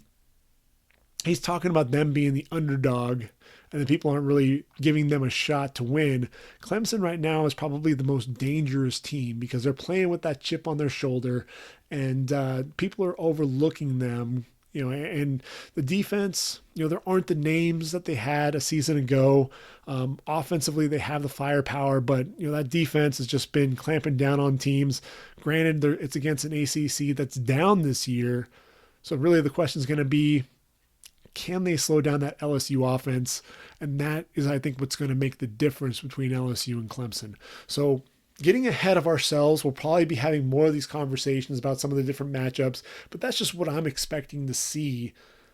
We'll see if I'm right. After this week, I may have differing opinions. Obviously, we'll get to see who ultimately is selected by, in the CFP after the games. The games obviously have to be played first. We'll see if any of these predictions come to fruition. We'll see what happens, and I'm looking forward to it. Can't believe the college football season, the regular season is over. We're talking about the championship week, and then we'll get into the bowl series. I'll talk about all the different bowl games. We'll talk about all the matchups over the next couple of weeks. Then we'll springboard into the pre-draft process. We'll talk about a lot of the underclassmen, who's decided to declare, who hasn't. I mentioned that we were going to do that here. And so some of the names that we've already seen, first of all, that are coming back, Cole Kmet, the wonderful tight end there at Notre Dame, out in the offensive tackle, Liam Eichenberg, who I had as a top 10 tackle. They're both coming back to South Bend, as are Pat Fryermuth, coming back to Penn State. I thought that was a nice move there, a nice get back there for Penn State. But guys entering the draft, J.J. Taylor of Arizona, the running back, 5'6", diminutive running back, battled a little bit of injuries there at times. Central Florida, big wideout, Gabriel Davis. This is the thing with the receivers. I worry about him getting lost in the shuffle in such a deep class, but I think he's a guy who I think could be, he's a big physical guy, vertical threat, and he's one of those guys in some draft classes. He could be a day 2 pick, but I think he'll end up falling to the probably fifth round when it's all said and done. Colorado's Laviska Shenault, absolutely explosive guy who's going to be a first round pick for sure. Florida's CJ Henderson, he's a finesse corner at times. He doesn't like to come up and hit people, but he can be a lockdown corner on the edge. He'll be a first rounder. Maryland's Anthony McFarland Jr., an undersized running back, but explosive speed. Keep an eye on him, especially when we get into some of the testing. Michigan's Josh Uche, I mentioned him at the linebacker position. And for Josh, for Uche, it comes down to the potential versus some of the production and what he's done at Michigan. 19 and a half tackles for loss, 15 and a half sacks, back-to-back seasons with at least 7 sacks on the year. But he's another guy who's disappeared at times. I talked about Darrell Taylor. He's coming off the edge. Yes, he was Michigan's best pass rusher, but there were times where you're expecting him to make plays and he just didn't do it. So you worry about some of the consistency there. Cam Dantzler is a top 10 corner there from Mississippi State. He's entering the draft. The ball skills are evident. He's coached by Terrell Buckley, who, if you talk to Terrell Buckley, who made a name for himself at the next level, he's one of those guys, he thinks is the best corner in the draft. He's 6'2", just a $185. Could get pushed around by some of the bigger receivers out there, but 5 interceptions, 20 pass breakups in his career. He's the guy who has a chance to be a day 2 pick. Missouri losing a trio now that Barry Odom was fired. Jordan Elliott, the defensive tackle, athletic, had 3 sacks in one game as a sophomore. The transfer out of Texas coming to Mizzou, and a guy who can get some quickness off the ball, can make some plays behind the line of scrimmage. I just wonder about consistency with him. Albert Owe-Bunam, the tight end, he's going to test well. He's going to run a really quick 40. He needs to stay healthy. He needs to be an improved blocker, but absolutely a weapon in the passing game. And then Tristan Colon Castillo. Is he a center? Could he be a potential tackle? He's got some decent size to him, a veteran there along the interior for the Tigers. Isaiah Hodgins there at Oregon State, another guy who could potentially get lost in the shuffle, but he's one of those guys who's just a lot of fun to watch. Very smooth, big wideout. Let's see, 6'4", 209 pounds, over 1,100 yards this past season with 86 receptions, 13 touchdowns. But a guy you worry about with this deep draft class, is he going to fall through the cracks? Yetur Gross-Matos there at Penn State. Yep, he's coming out. He's a first rounder in my book. A guy who just makes plays behind the line of scrimmage, excellent length.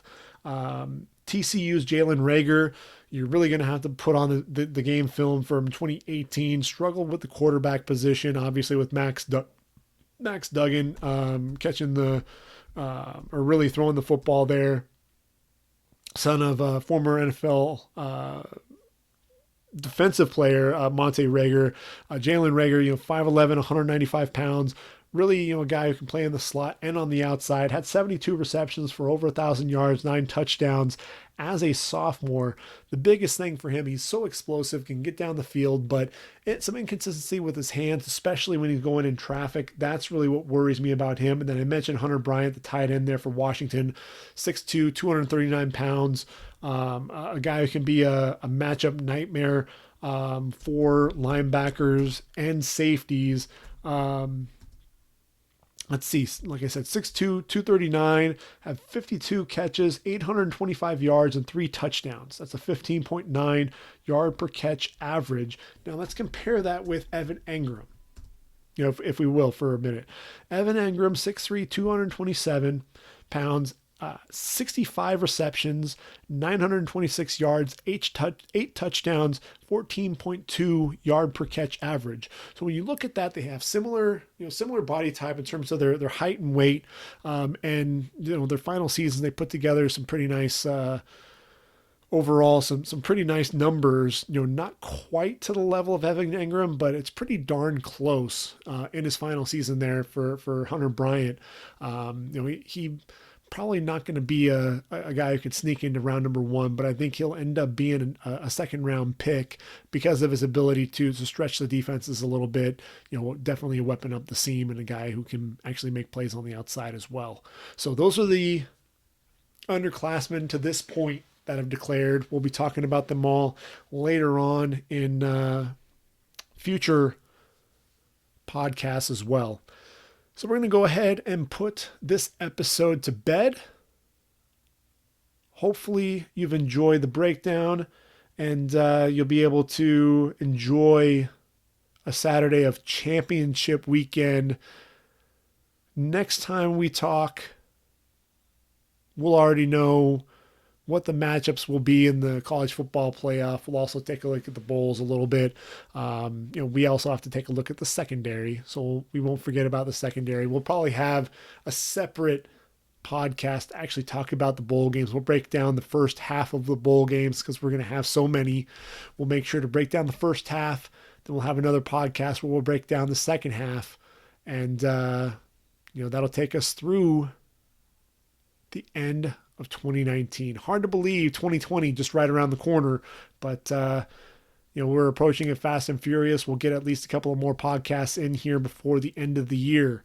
So for readyforthedraft.com, this has been the Ready for the Draft podcast. I've been your host, Gregg Schutze. Enjoy your weekend, everyone. Enjoy college football, and we'll talk again next week. We'll do it all over again. Take care, everyone, and I am out of here.